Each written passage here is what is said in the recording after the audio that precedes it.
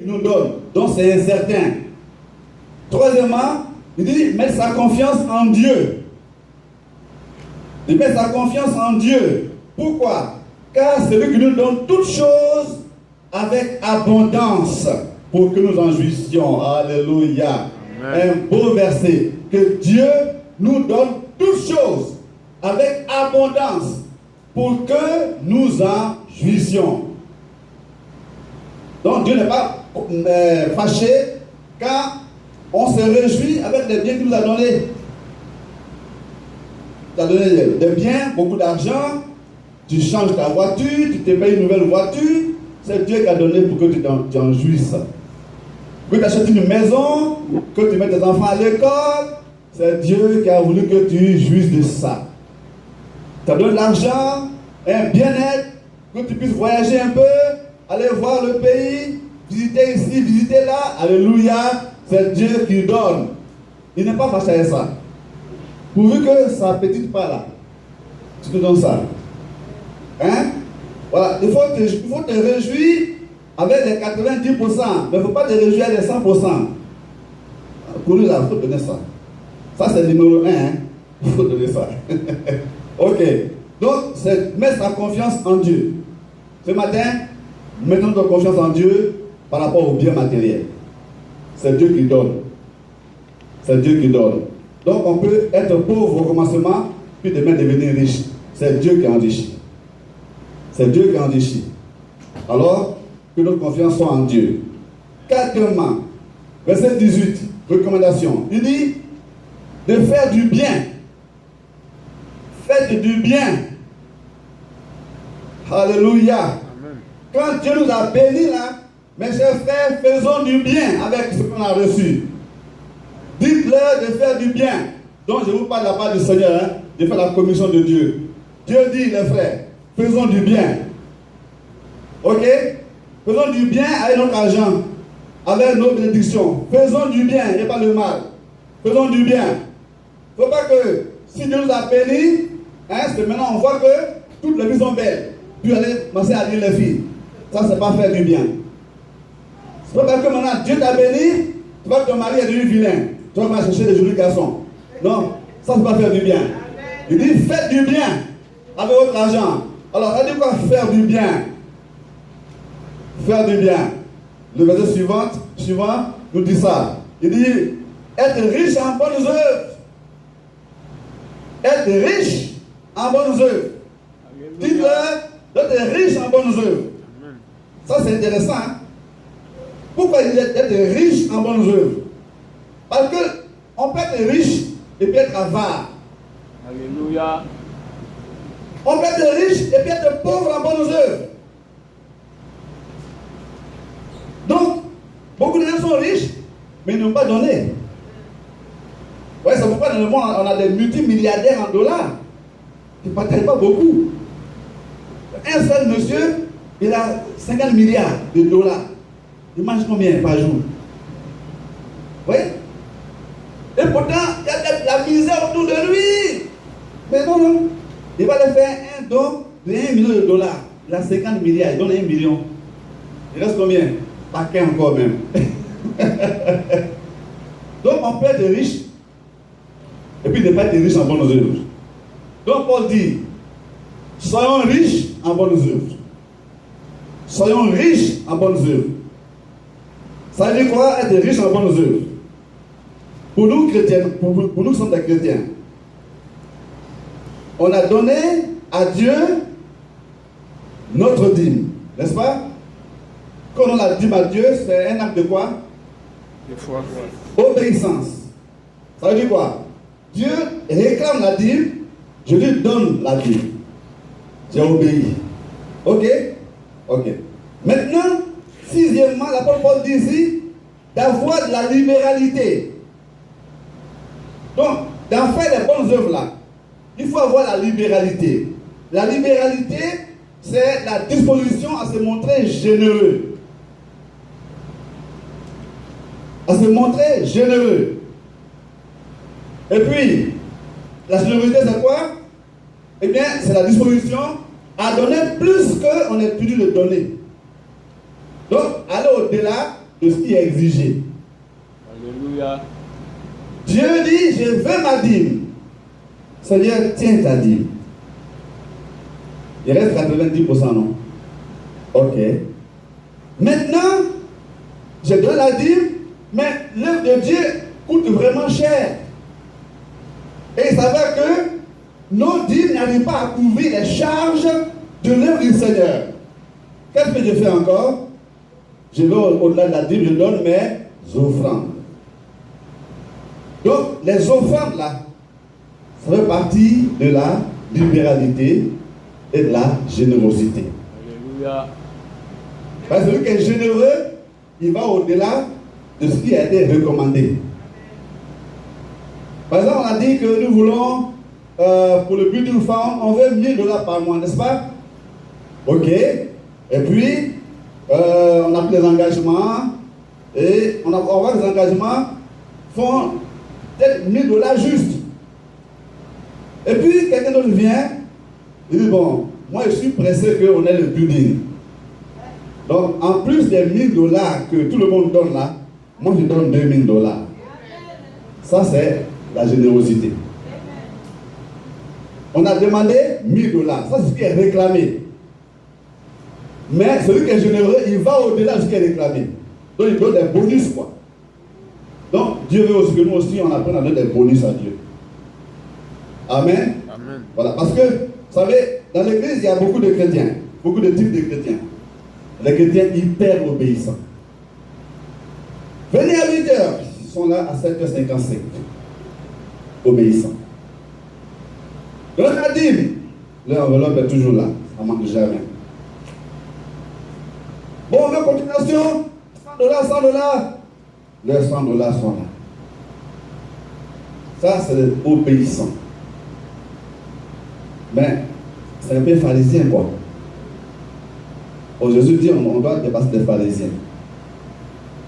Maintenant, il y a ceux qui sont en bas de ceux-là. Il dit, venez à 8 h, ils s'amènent à 9 h. Ils ne savent pas venir à l'heure. Donnez votre dîme. Ils donnent demi-dîme. C'est-à-dire qu'ils divisent par deux ce qu'on dit de faire là. Ils font la moitié.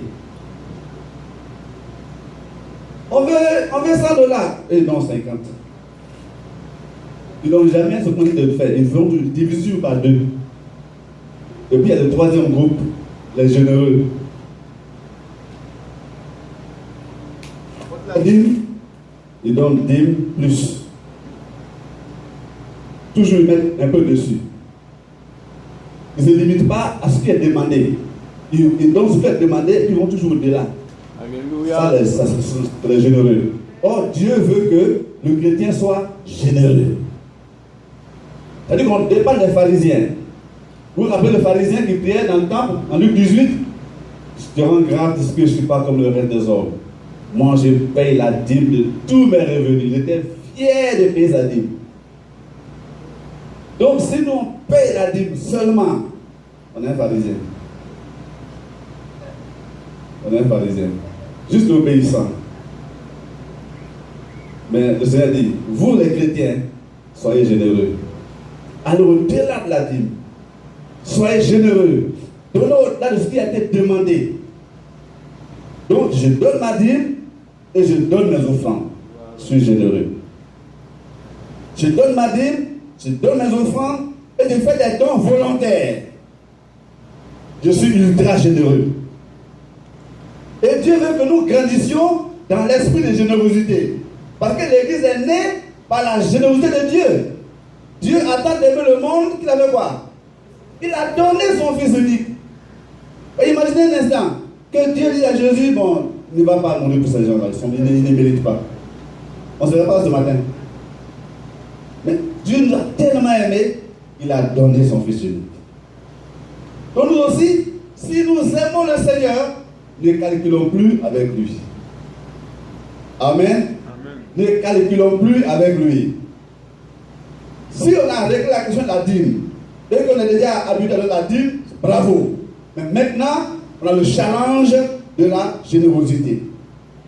De la générosité. Et récemment, j'ai été béni à Abidjan par une jeune sœur tu venais de commencer à travailler. Là-bas, on ne paie pas vite déjà, hein? Mais après, on te rappelle quand même tous les mois que tu as passé là. Donc, on fait un rappel là, elle a eu près de 4 millions et demi. C'est rien ici. Mais quand elle a eu ça là, sa dîme, ça faisait 450 000. Non, elle est venue me voir. Elle dit, j'ai tout reçu à travers l'église. En effet, elle a grandi avec moi. Voilà, sur ses études et tout ça. Donc elle est devenue quelqu'un grâce au ministère.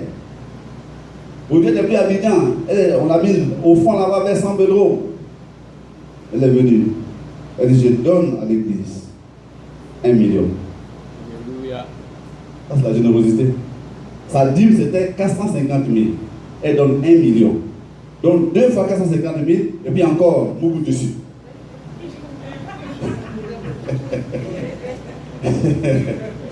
Oui, elle a été généreuse.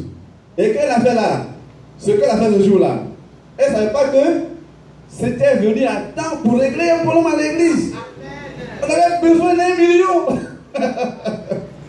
On avait besoin d'1 million.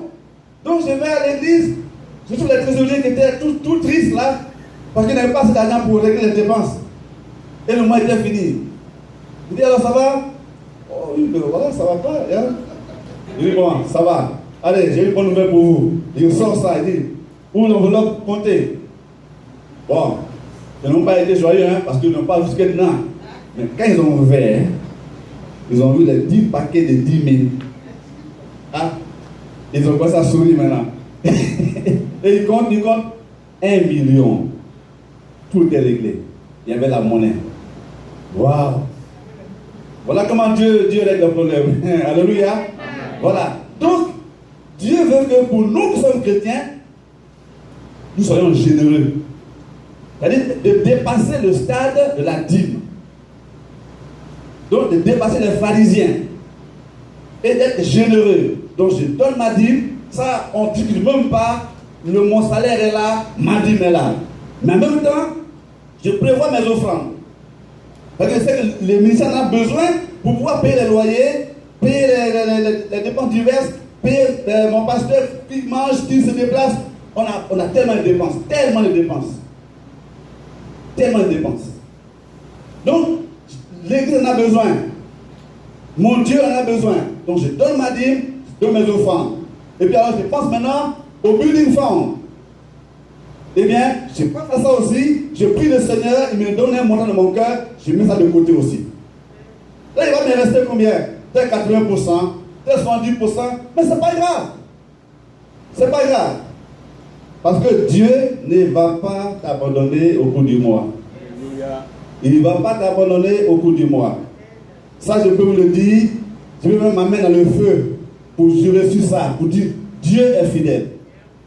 Je connais notre là dans ce domaine-là. Fort. Très fort. Très fort. Plusieurs fois. Avec lui, j'ai fait ça.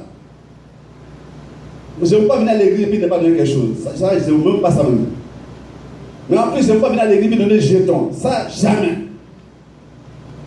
Ça, de ma tête, c'est déjà allé depuis longtemps.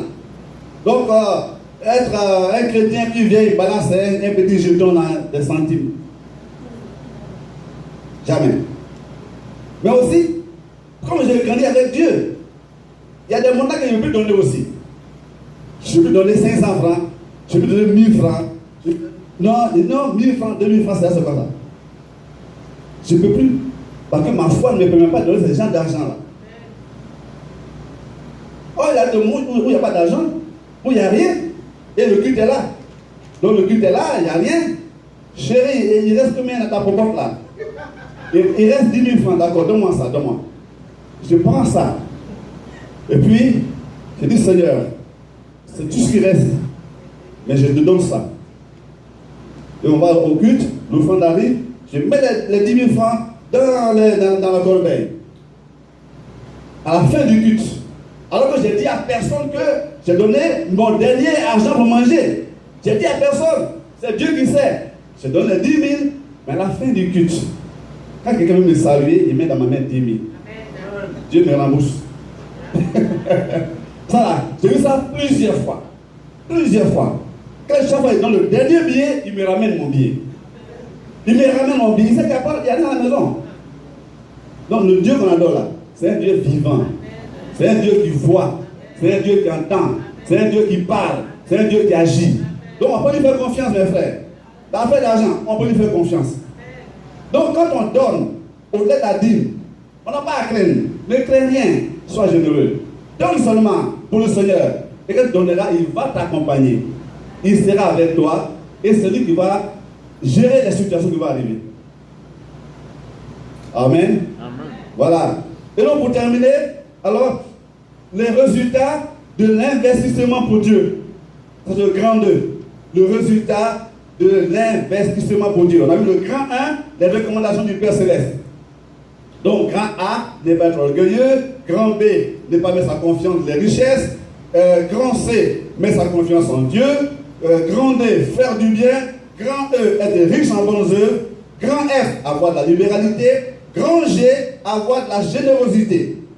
On a dit que la libéralité, c'est la disposition à se montrer généreux. Et que la générosité, c'est la disposition à donner plus qu'on est tenu de donner. Alléluia. Et à recevoir moins qu'on pourrait réclamer. Waouh! Donc celui qui est généreux, il n'a pas trop recevoir. Voyez donc? Il donne et puis il se cache et disparaît.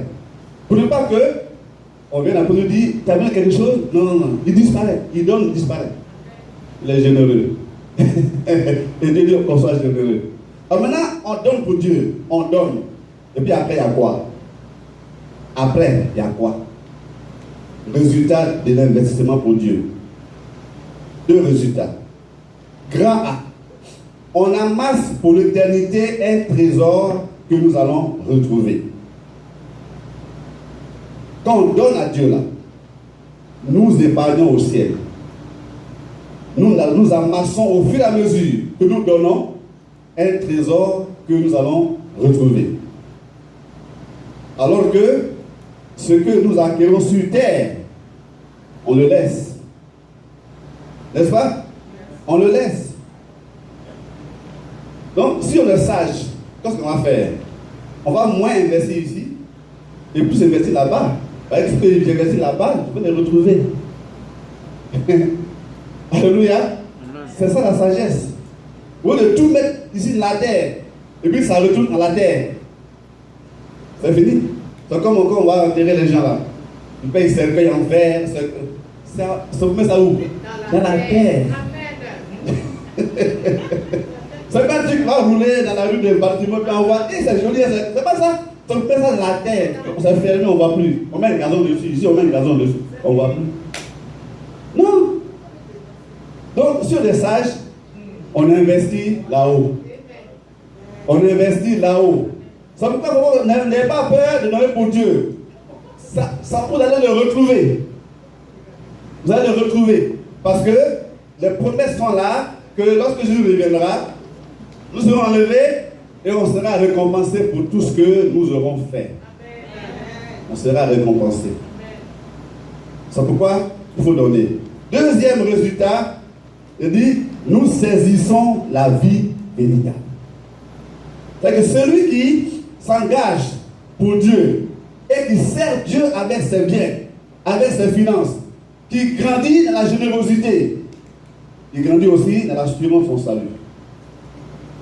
C'est ça. C'est lié. Comment je crois en Dieu?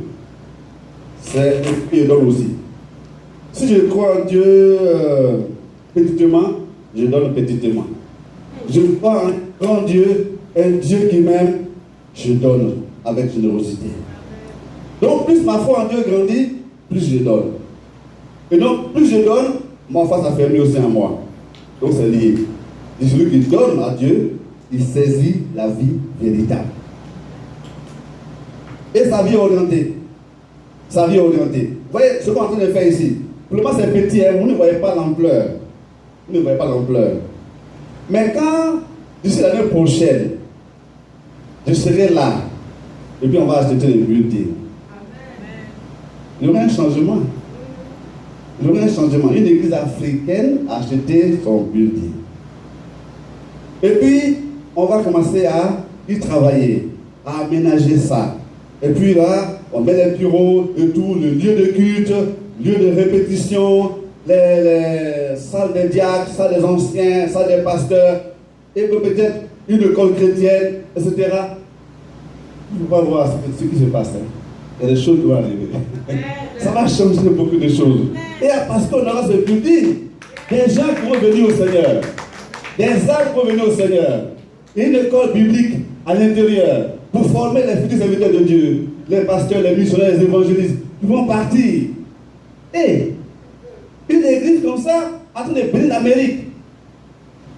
Et puis un jour, la trompette sonne. Et puis tout ce monde-là se retrouve devant le Seigneur. Et voilà, il va remercier chacun d'avoir été à la base de ce grand succès. Donc, donner à Dieu, il y a un prix dedans. Il y a une grande bénédiction, inestimable. Donc, il vaut mieux donner à Dieu. Vraiment, ce n'est pas la peine quoi, qu'on gaspille l'argent dans les choses inutiles. Hein? On gaspille les choses inutiles, puis on attend qu'il n'y a pas assez d'argent pour payer le building. Ou bien que la voiture du pasteur est gâtée, il prend le taxi. En Amérique, là, est-ce que c'est bon ça? Hein? D'être là, une église, on dit que son pasteur n'a pas de voiture. C'est pas Abidjan, hein? C'est Amérique. Non, je disais ça hier au pasteur. Au début, quand il venait en Amérique, j'ai même me promené à pied, comme à Abidjan. Mais à un moment donné, j'ai dit non, c'est pas possible, c'est trop grand. C'est trop grand. C'est pas comme Abidjan. Dans mon époux, je me balade bien, ça pour le. Mais ici, c'est pas possible. D'ailleurs, ils n'ont pas prévu un passage pour les piétons pour monter dans la rue. Parce qu'il n'y a que des voitures. Les voitures m'ont trop raté. Donc je ne sors plus. Et donc, imaginez un pasteur qui n'a pas de voiture. C'est pas possible. Et donc, c'est bon de penser à ça. Et la voiture qu'il a, elle est fatiguée. Je ne sais pas sa publicité, mais je suis monté dedans. J'ai une voiture, j'écoute les bruits. Elle est fatiguée. Non, elle est fatiguée. C'est une voiture qui doit être changée. Elle est fatiguée. Elle a le bruit là. Il dit, mon moteur là, ça ne va pas bien. Ça va pas. Il ne m'a pas dit, mais moi, il dit que c'est pas vraiment la voiture fatiguée. C'est fatigué. Seigneur, il faut donner une voiture. C'est ça. Mais on va faire comment? S'il n'y a pas d'argent, on va le faire. Donc, il y a tellement de besoins comme ça, il faut que les chrétiens considèrent ça. Et ils mettent leur pasteur dans les conditions de le servir. Or, vous avez un pasteur qui est engagé, qui est près de vous. Quand il y a un qui a un besoin, il prend sa vieille voiture, il est parti. Quelle que soit la distance, quelle que soit l'heure.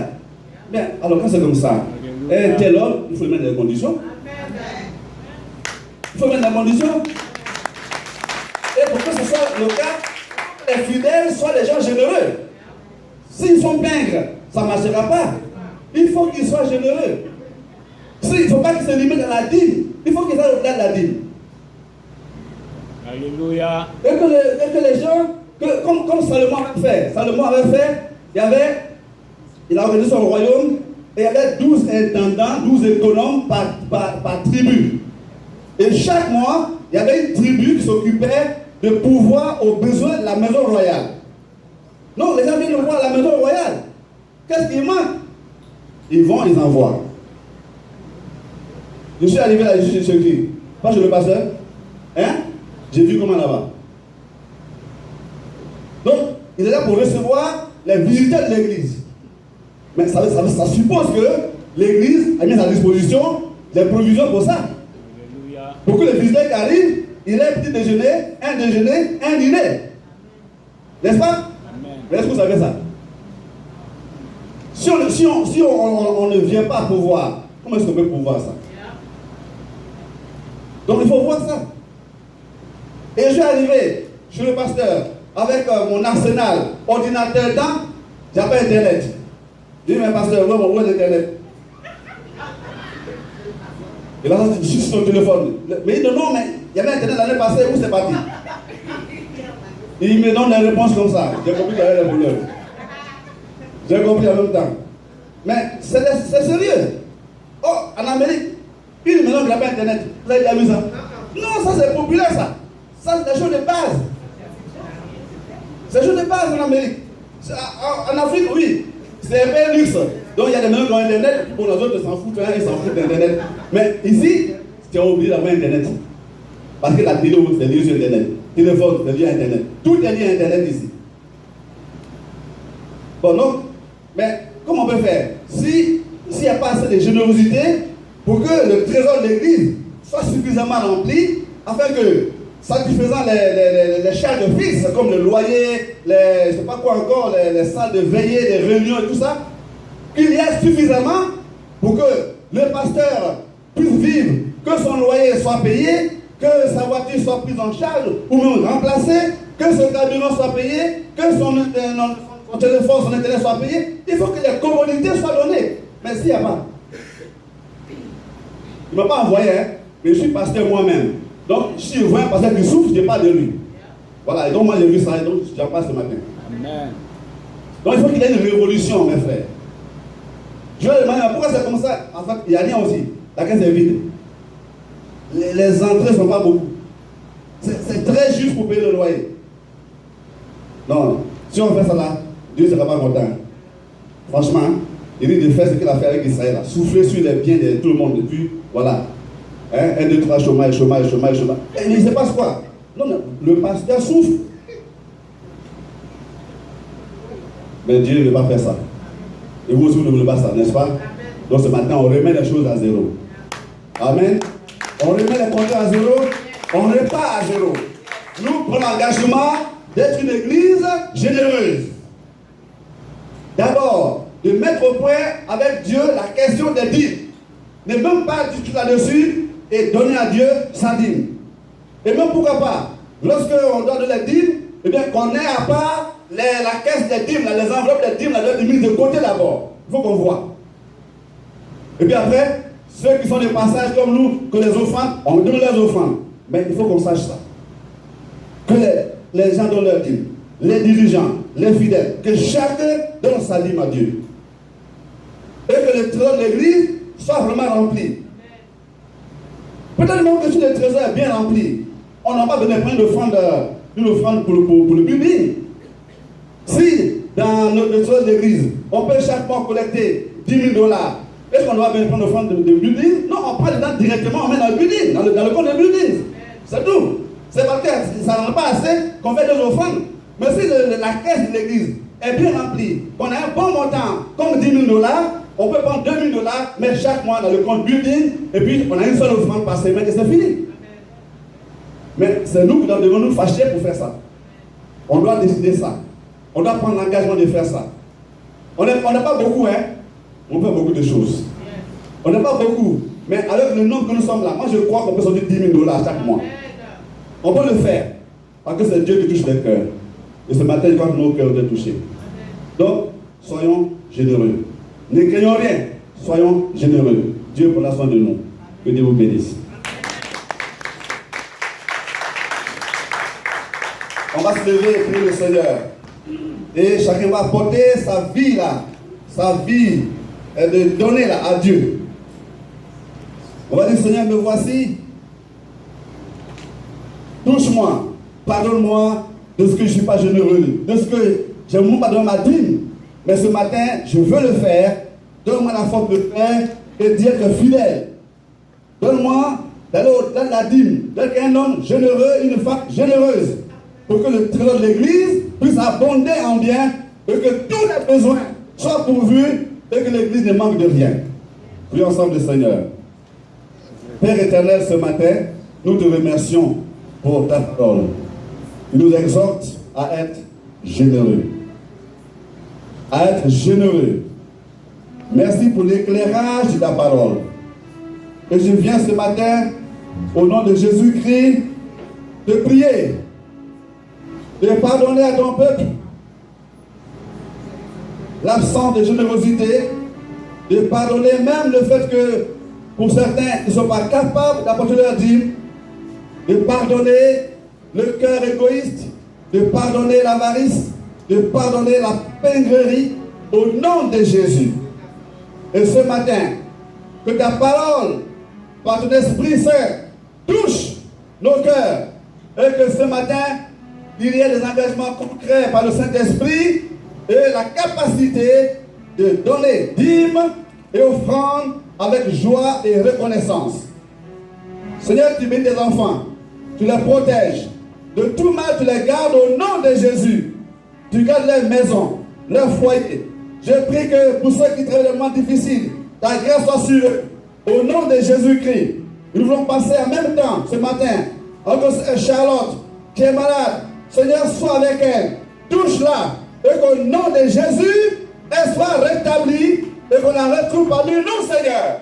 Merci parce que tu agis dans sa vie. Tu te révèles à elle comme à Job. Dans ce moment difficile, elle te connaît de mieux en mieux et elle revient pour dire, mon oreille avait entendu parler de toi, mais maintenant, mon œil t'a vu. Merci Jésus pour ton église que tu bénis, et que les finances maintenant sont renouvelées au nom de Jésus. Merci Seigneur. Amen. Que Dieu vous bénisse.